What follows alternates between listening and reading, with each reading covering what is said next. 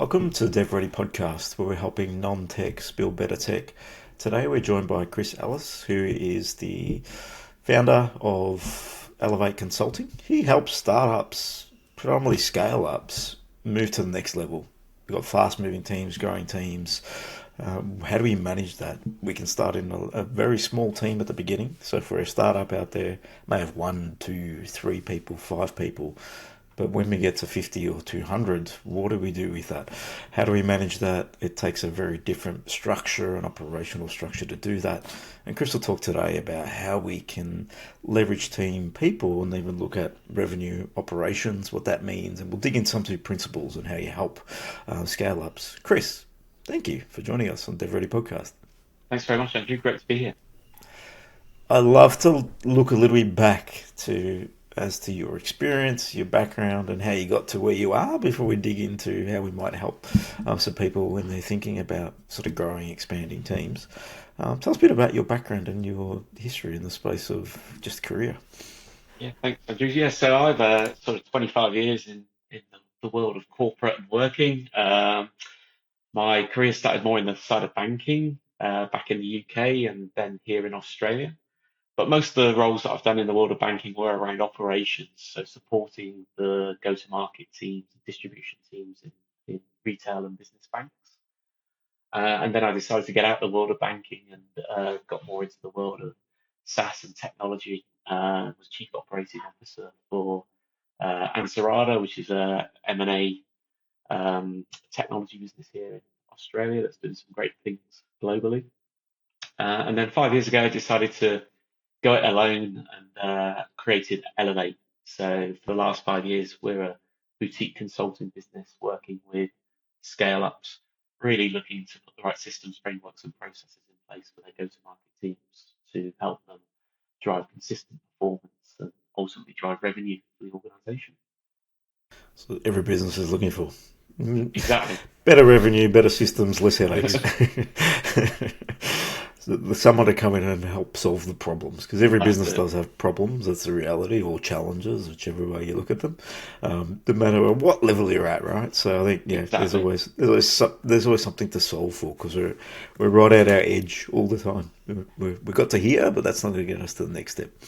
That's right. And I think, in most organizations, often founders feel like they're facing these challenges alone and these problems that they're experiencing, it's only them, where more often not every organization has got these same challenges, either at a different scale, yeah, slightly different pivot on the way that it's happening, but ultimately, the core problems are very similar across organizations. And then nobody's alone in the things that they're It's experiencing. surprising how everyone thinks that they're the only person to have ever gone through that problem before. That's right. Everyone's their own unique snowflake. Yeah. We all That's think we're unique. That's okay. But We see the more you get out there in conversations you have, you realise that yes, there are people that have done what you've done before, gone through what you've been through before, and can help. And I think that's what this conversation's about. How do we help people get out through those challenges? So, what's the first step for you if you get engaged by a business or an organisation? Generally, where are they reaching out, or what? What's the core? There's always, like for you, there might be a core 1 or 2 problems that they're having in their business. What are some of those that bring you into the business? Yeah, so it's a good question. So it does vary a lot by different organizations in terms of the reasons. We offer different services, so both consulting, where we go into the organization, but also training and coaching. So depending on the business needs will depend on the reason why they've reached out to us. So it could be the fact that they've identified a skills gap in their go-to-market teams where they're looking for training support, and we'll then go into their organisation, actually deliver tailored training for those team members. Um, and then in a lot of cases, it is more around us actually going and consulting with that organisation. Quite often, I call it the virtual RevOps leader solution that we have, which is like a fractional leadership role that you're doing within that organisation where revenue operations is quite a new term here in Australia. More and more businesses are identifying it as a need, and we'll go into their business and actually help them either build that function or act in a role in that business for a period of time. Or more often than not, do a deep dive on the organisation to help really bring to life the pain points that they've they've currently got and identify where the problems are in their revenue cycle, and look at ways in which we can help them going forward. But more often than not, these organisations are reaching out to us because, ultimately it's either a skills gap that they've got in their business within the team of go-to-market, or in their revenue operations function. Do you see that the skill gap is probably one of the main things that most of them would have? Just if you are going from that startup to scale up and that quick ramp up, managing a larger group of people or a more intensive product or whatever it may be is going to be a different thing than what you've been doing in the past.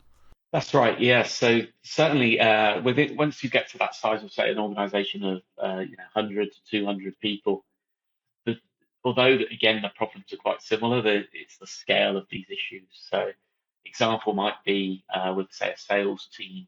Might have 10, 15, 20 salespeople in the organisation. And quite often at this point in time, organisations haven't decided on a sales methodology, a well-defined sales process that everybody is following. So that's one of the gaps that we see quite regularly in organisations of that sort of size.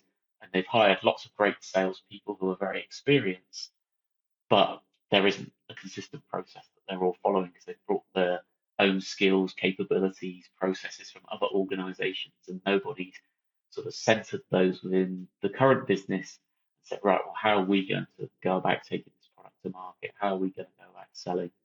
And we find that as a skill gap that there is in the business. Alternatively, it's the bigger gap where we've got what I call the founder's curse, but the founder has been doing so much across the organisation. Now they've got to let go and have others start to deliver these more specific skills and capabilities and be more specialised in their roles because the organisation is getting much, much bigger. You can't be a generalist of everything any longer. So we see that as a gap we need to help people with as well.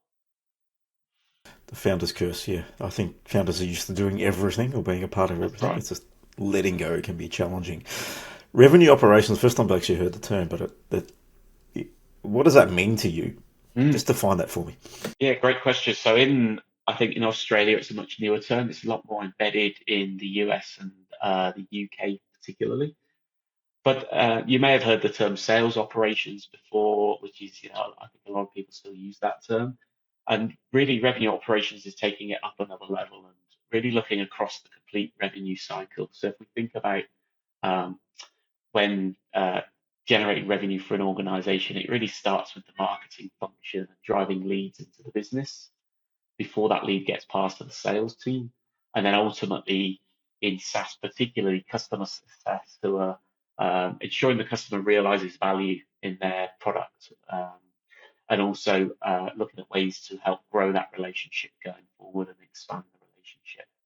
So where revenue operations comes in, is slightly different, is the fact that it's really looking at the complete revenue cycle, driving alignment across marketing, sales, and customer success.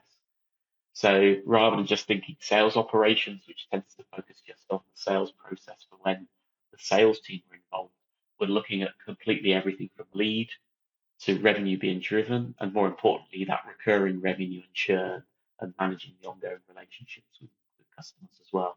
So they're all about driving the efficiency in the business and the effectiveness of the go-to-market teams.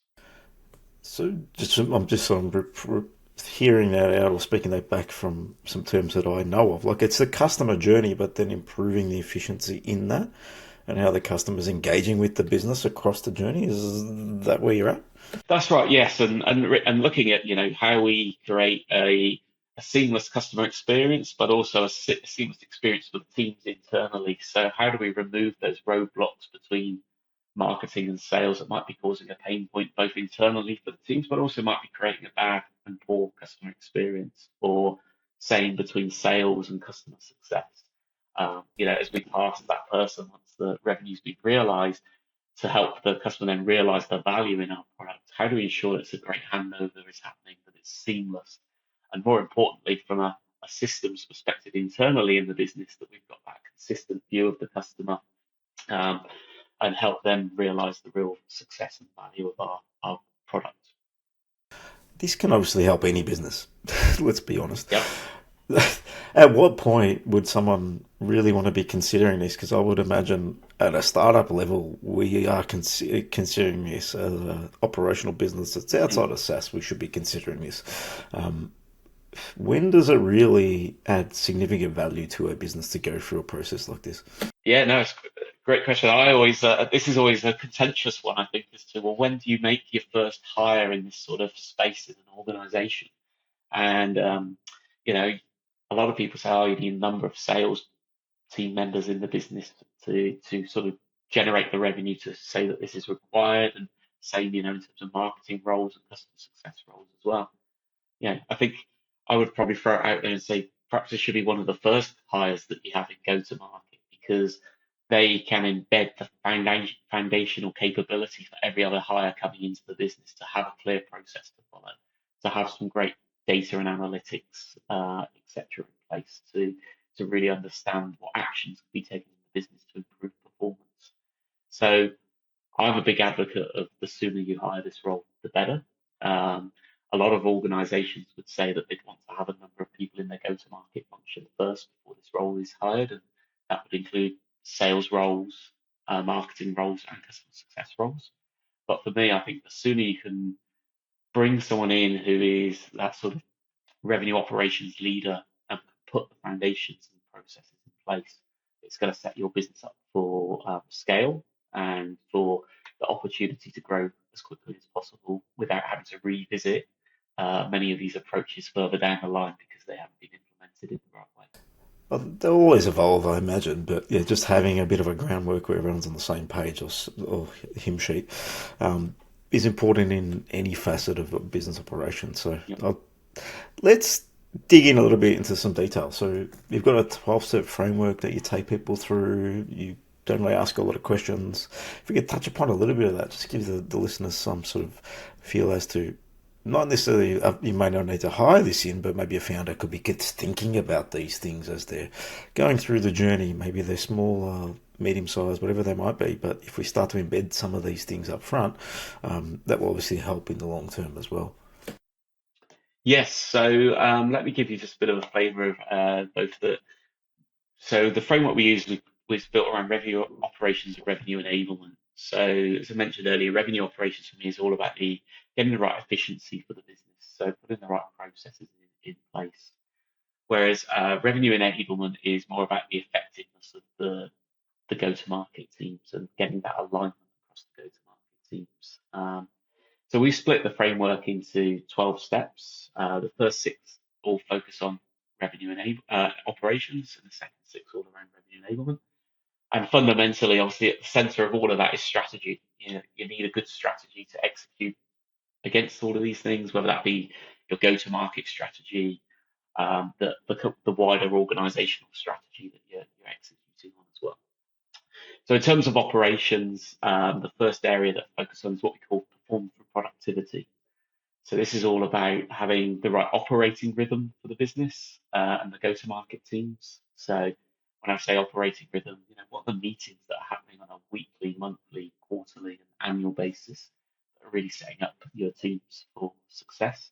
And for me as an individual, what's my day in a life look like? What are the activities that I'm doing day in, day out to drive the business and drive revenue in the organization? The second step is then all around process and the sales process. So from lead through to revenue, what are the steps that I'm taking in the organization to drive success, drive that customer journey, and deliver revenue for the organization?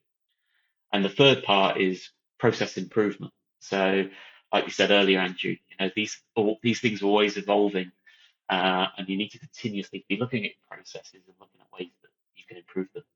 And obviously, as we all know, in the world of technology and SaaS, the volume of tools that are out there, etc., that can improve the way in which you're operating, can automate your processes and create a great experience for both your customers and your team, mean you've got to continuously be looking at process improvement.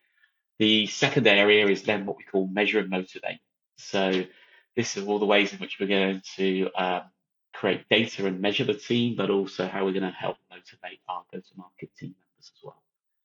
So the first section of this is around targets and KPIs, or a lot of cases in organizations, OKRs that we're now using. So, what are the targets in place that we're going to measure the team against? What are the goals that we're going to be setting for the teams, and how are we going to align marketing, sales, and customer success to have those joint goals that they're all aligned on against delivering the part that they play in delivering those goals. The alignment's pivotal, isn't it? If That's you've got right. a sales marketing team disconnected, all the best. Any department, really. Any Everyone department. needs to You're understand on the same page. what everyone's doing to drive forward. That's it. But unfortunately, you do hear a lot still of sales and marketing misalignment, and that can happen in many different ways. And that's where I think having clear goals at the start and OKRs that are aligned between those teams is a great way of setting yourself up for success. Next comes reward and recognition. So how are we going to reward our go-to-market teams and recognize great performance through, commission schemes, different initiatives that we run across the organization? And again, a lot of this is relevant to any part of the business, but particularly in sales, customer success teams, you want to have those great commission schemes in place that are going to motivate people in the right way and not hinder them in terms of and demotivate them from a revenue generating perspective, but they believe that there are ways in which they can, accelerate their earnings potential through great commission schemes. I've always understood that there needs to be a good balance there, because we can just have a revenue target and then all of a sudden our customer support and areas flounder because everyone's just focused on the next sale. How do you find a balance across those areas? Because it's quite pivotal to success. We need to be structured in a way where we have balance, not all focused on one area. It could be all support, then everyone just focuses all their energy on account management, but then new customers aren't coming in. So how do you balance that? That's it. Yeah. It's a really difficult one and a lot of organisations I do see get these things wrong from a commission scheme perspective. So I always think simple is best, and sometimes we can really overcomplicate schemes, which become demotivating for people, or they drive the wrong behaviours. So I think first thing to always look at is, well, what's the behaviours that we want to drive across the business when we're designing a scheme? And how do we drive collaboration as well between the different teams? So back to that alignment point, you don't want just a sales team that all they're focused on is new business revenue at the sacrifice of just bringing a customer on, and then customer success are having to deal with the mess that can come from that if the right conversations haven't happened, the right handover hasn't happened, and I've perhaps promised things to the customer that are just not achievable through the product and solution that we have in the organisation.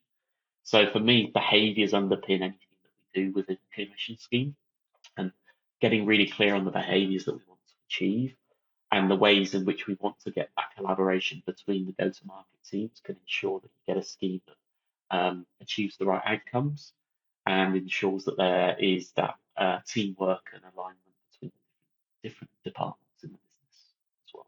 It makes a lot of sense, I think, focusing behaviour first can tick the box rather than just a number.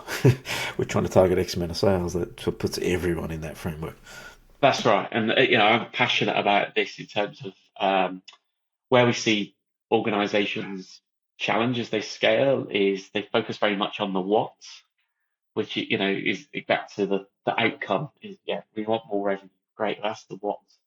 But what's the why and what's the how around those things? And again, I think leaders can spend more time focused on that. And if we get the why right and take people on that journey, tie it into the vision, the mission of the organisation, the strategy, that's going to be huge in terms of taking everybody in the business along on the journey that you're going on. But also, how are we going to equip them with the how? And when I come on to revenue enablement, we'll talk a bit more about that from a go-to-market perspective. But so often that's a big breakdown in organisations where the how isn't put in place. And we just keep talking about the outcomes that we want. People, how am I going to get there? How are you going to support me in achieving these goals that you're setting? It's certainly left to the experience of people. How do we train, support, ensure people have all the detail that they need to make it happen? But that's It also depends on where the business is at. So if they're at a position where they can replicate something, that's a good place to be. If you're still testing, engaging, the how is maybe undetermined or unknown at that moment in time. Yeah, great point. And then the final part of the measure and motivate for us is reporting and analytics. So, yeah, you can only deliver what you measure and see, the measurements that are in place. So, what's the reporting and analytics that the revenue operations team can put in place to really see that performance across the business, across the revenue cycle? So, really understanding the different challenges that business is experiencing, the different conversion rates that we're seeing across the revenue cycle, and really starting to help the business understand, well, what levers can we pull to drive an improvement in performance?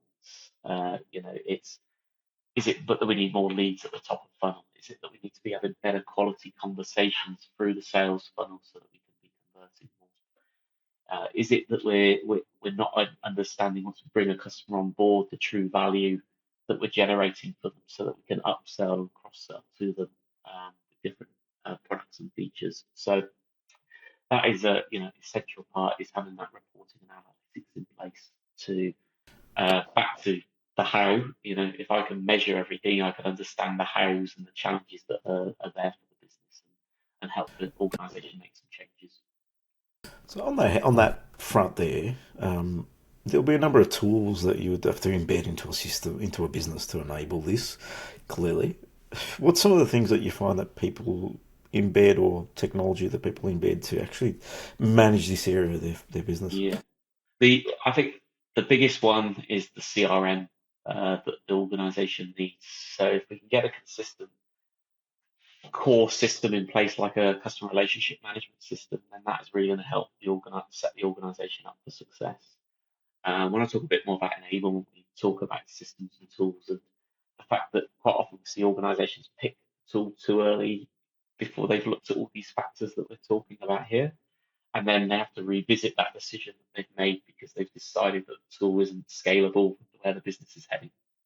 And CRM is probably one of the biggest ones that we see that happen with, where an organisation has made a decision very early on in their life cycle, and perhaps if they'd waited a little bit longer, done a bit more research, understood where they really wanted to take the business with their strategy, the CRM would have been more scalable with the organisation. So definitely that, for me, is the biggest thing that we're looking at. Obviously, across marketing and sales particularly, CRM is crucial in terms of getting leads into a funnel, understanding converting those contacts into a known prospect that they then can turn into an opportunity or a deal in the CRM system. And I think, although there's lots of other tools that are needed to be used by the go-to-market teams, that to me is the pivotal foundational one. Is there one or two you lean to that you find are the best for scaling businesses? Yeah, most of the organisations I work with would be one of two tools, and that is Salesforce or HubSpot. So we're seeing more and more businesses using HubSpot, which is perhaps a bit more out-of-the-box solution for organisations, but some come across challenges with it when they want to integrate more and more solutions, and there's still other tools out there don't all integrate as much as they do with Salesforce.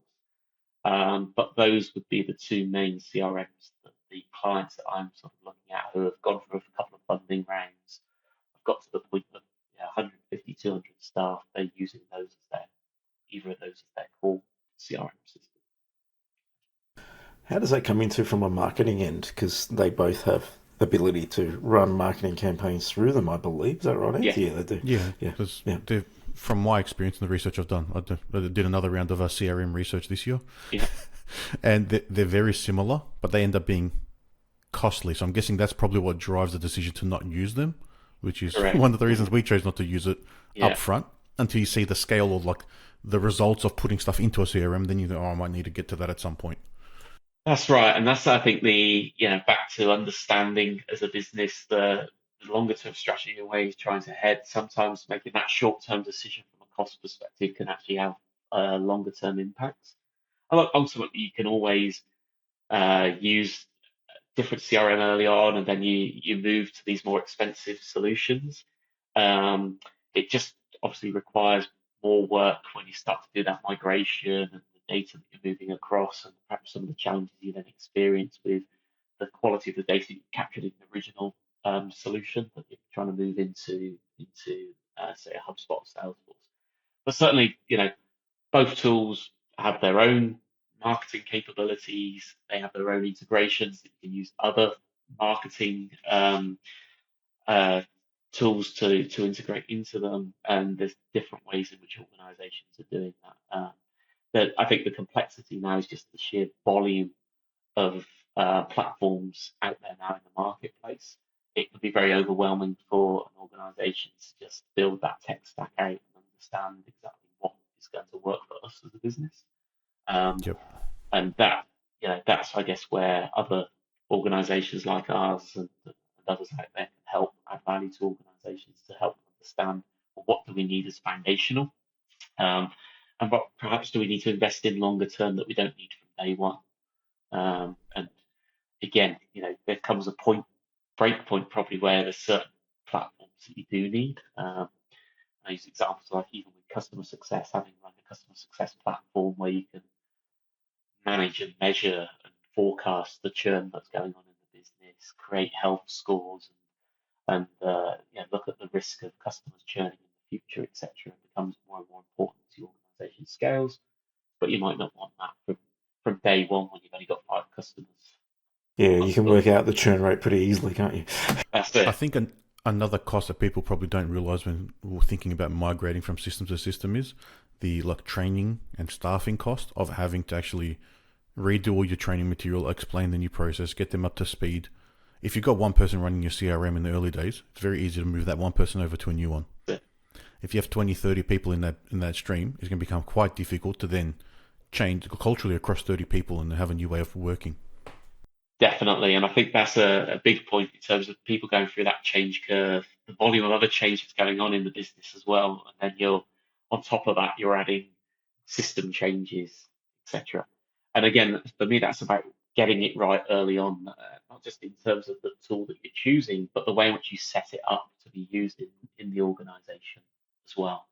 That can have a huge impact, and to put 50, 60, or even 200 people through that change, because either you're making changes within the platform that you've got because you didn't set it up correctly in the first place, or you're migrating to a new platform, can be a huge impact, cost, time, and just stopping people from doing what you really want them to be doing, particularly go to market, which is accelerating, selling, or generating opportunities. It's a lot to think about as you get bigger, isn't it? That's it, and that's why CRM, I say, sits importantly with reporting and analytics, because that it's the quality of reporting that you can get out of that platform. It's obviously only as good as the data you're putting in, but again, if you have documented a great sales process, you've clearly identified the ways in which you're going to measure people, and you've got everyone consistently following that framework, you're going to get great data coming out of the platform as well, which is going to give you much better reporting and improve the decision making that you're making as a business. All comes down to the people using the system. The system can be That's right. as good as it is, but if you're not using it properly or using the power of it, then it's pointless. So it requires a lot of training, a lot of skilling. But I think the big thing you said there is the initial setup and config, because there's always a part of that within the business that, how are we going to really work with the platform? Because these types of solutions can be used in many different ways. What's going to best serve us, best serve our customers, and give us the data we need to make better decisions. So would you advise people to go out and get some consulting as they get bigger in that space? Yes, so I think the two ways of doing it. If you've hired that RevOps role into your business, then they should own this and they should be driving this for your organisation.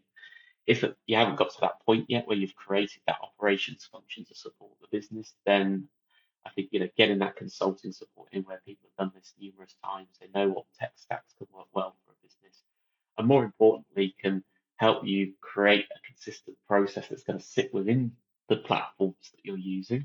I think can add massive value. But certainly, I'd be urging organisations as well as leveraging consultants to hire that RevOps role that can own that, drive that for your business going as well. Makes sense. In terms of RevOps versus just operations in totality, could that be one role, or needs to be two, or is there a point where it breaks away? Yeah, I think it is a point and it breaks away. I think operations in totality is where a lot of organisations start with, and obviously that's could be looking at your internal infrastructure across the business that you've got outside of just the revenue functions, go-to-market functions. Those roles are looking at perhaps change management, all sorts of different things across the business. Where I think revenue operations comes in is there comes a point where you want that specialism and somebody that's really focused just on the go-to-market structure of the business, both in terms of the technology and the processes that you've got in place across the business. And that, I think, a business will probably start to realise where that comes into play, and you suddenly getting to the point where your operations team are much more just focusing on the way the business is running on a day-to-day basis across the whole team. And you go, right, we need this insights now in terms of revenue, and what is it that we can be doing to drive an increase in our revenue, particularly as in a lot of cases we're scaling, we're being held to account by investors, by our board, and there's expectations for that 60% year-on-year increase, or even more. We don't expect much, do we? No. No. And I think that's when if I've got the dollar, we're spending the dollars on go-to-market teams, and we're spending to grow. That's when a revenue operations role can really come into play and add the value for the business. Brilliant. Let's think a bit about Enablement. I'm sure we've touched a bit on it with some tools and structures. So, enabling teams to operate efficiently in this revenue stream, what are some of the things that are key factors here? Yeah, so we, again, like the revenue operations, there's two sections to this, with three elements of each. But the first one's scale with systems. So in the scale with systems, we're talking about having the right operating model. So what's that operating model between marketing, sales, customer success? What are the different roles that we need in the business? So as an organization becomes bigger, to begin with, you may just have sales roles that are doing everything, sort of account executives. But over time, you want to think about SDRs that are supported by either an outbound outreach perspective or inbound inside sales type roles. So really, what's the structure that we need to put in place in the operating model to drive revenue across the different parts of the business? Next is platforms and tools. So this is really what I was mentioning earlier, and the fact that I'm talking about it at this point in time, because we've already put all these other elements in place. Now is really the time to start thinking about what's the different platforms and tools that we need. And I don't know if you've seen this, but there's a great map that a lady called Nancy Nardine has produced called the Sales Technology Landscape. It's got nearly 2,000 different tools on it. Oh wow, that's not surprising though. I think there's 10,000 plus CRMs, I believe, or some ridiculous number. And there's 46 categories of tools. So that's the complexity that there is in place now for go-to-market teams to think about in terms of the ways in which they can manage their business and create the tech stack to support their business, from everything from conversational intelligence tools that are recording and analyzing calls and providing AI, through to lead generation tools, the marketing tools, through to enablement tools, which you call sort of sales engagement, sales readiness tools. There's just a wealth of different things out there in the marketplace that can be used now, before we even think about the CRM as well. So just massive complexity that we need to think about, and that's why we sort of say, well, think about everything else first, get the operating model, the processes in place before you worry too much about the complete tech stack. So, complete tech stack. How many tools would an organisation at a scale of 200 people that you might be working with have in this area? What's the number? The number's a great one. I've seen some crazy numbers, and unfortunately, a pain point that I see here that organisations have created is not having enough control in this space, where they allow the teams to go out and almost identify their own use tools. Any tool, yep. And you end up with multiple tools to do the same job. So that obviously creates massive challenges for an organisation as well. But I'd be saying that there's 20 to 30 tools that organisations would be looking at as a base tech stack when you've got, say, 200 staff. And that could be everything from, say, if you think about the complete revenue cycle, it could be data enrichment tools to improve the quality of the data that we've either got going into our CRM, or for teams to be able to pull contact records and identify different people that need to outreach to. Could be something, like video recording software for us to be able to send messages to a prospect, There's interact all and these engage new with tools them that are spinning up. It's Yes. everything. in a different Yeah. way. Yeah, it could be any of these sorts of things. So that's where it does start to get quite complex in terms of the volume of tools that we're seeing organisations use. But I wouldn't be surprised if most organisations, when they listed them, would have 20 or 30 tools that are being used. Yeah, that's When we fascinating. first started that conversation, I thought, we haven't got that many. But when you actually broke down what they are, we've got a lot. That's it. Yeah. It's every little thing that's used along the way to create or enhance or improve something, That's it. and then do the thing. Yeah, it might, a business might have a CPQ software like configure price quote in terms of being able to pull a proposal together and get that out that sits on top of Salesforce or HubSpot or whatever. Yeah, that's on top of the core CRM that they've got. Then they're looking at the email software that they're using, and that's going to integrate. Then you're looking at data enrichment, etc. So it's just huge when you start to map it out to that level of detail. And then the final part of scale It may was come back. yeah, the final part of scale with systems is communication and messaging. So this is about getting alignment externally with our customers around our value proposition, ensuring that marketing are targeting the same customers that we're targeting from an ICP or customer persona perspective, ensuring that we've got the same alignment in terms of the value prop that we're communicating out to those people as well. So that's a really huge one for us in terms of communication and messaging. And I talk about that externally and internally. So, as well as an organisation, how we communicate in our strategy and how we communicate in our go-to-market approach internally across the organisation as well. It needs to be consistent, otherwise it gets a little bit messy, right? If you're marketing to one person in a different way and then we're selling in a completely different manner.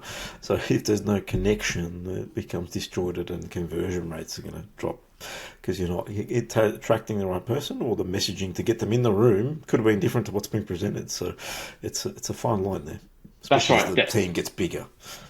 Definitely. And ultimately, if your marketing team is through their activity targeting a different persona to yourself, when those leads come into sales, misalignment straight away, because sales say, well, this is the target market, or they're giving a slightly different message that is misaligned to the marketing message that's been out there. So getting that alignment is crucial through the communication and messaging. And then our final segment is talented teams. So, you've got productivity happening in the business, you're measuring and motivating people in the right way, you've got scale the systems and the technology, and then the final part is talented teams. So what are the competencies that we're looking for in our team to be successful?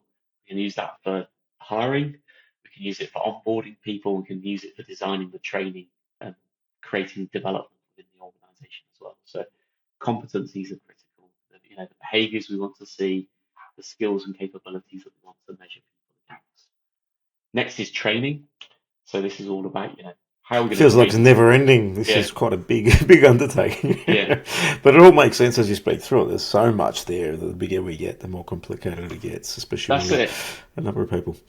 And then, how we're going to onboard people from a training perspective. We get the training right, we're going to improve the ramp time, and more importantly, get them delivering revenue more quickly for our business, which is crucial. So again, a lot of organizations just don't have online training programs, have training programs in place because, early doors don't need to do it. They do it through mentoring.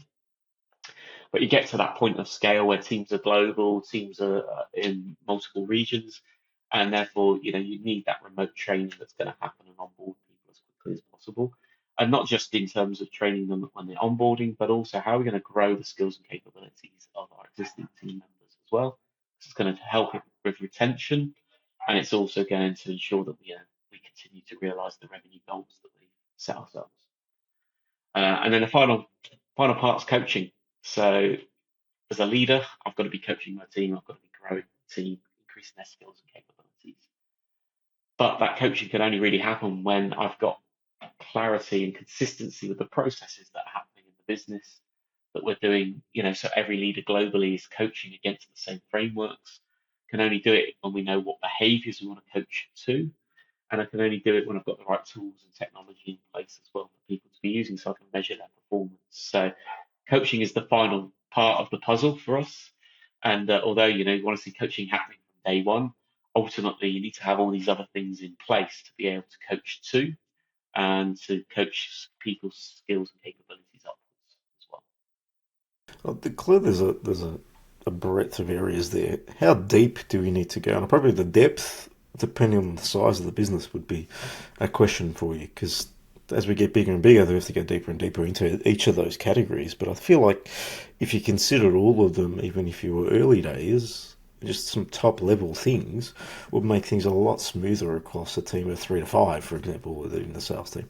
And maybe that's the levers you pull, is how deep do you go into each one as you grow potentially.